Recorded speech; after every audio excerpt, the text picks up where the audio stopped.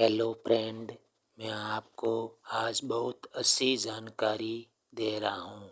मेरी screen recording देखो और किसी भी भाई बहन को मोबाइल कैमरा सेंसर की प्रॉब्लम हो तो मेरी स्क्रीन देखकर अपनी समस्या सॉल्व कर सकते हो। इनकमिंग कॉल के दौरान ये समस्या आती है तो ये सेंसर डेवलपर मोड से जो मेरी स्क्रीन देखो और उस हिसाब से ऑन कर दो। ठीक है।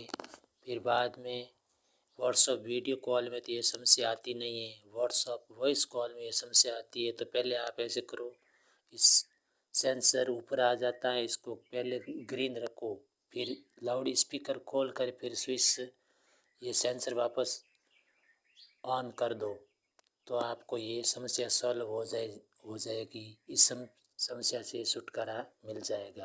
धन्यवाद। वीडियो पसंद आए तो लाइक शेयर ज़रूर करना।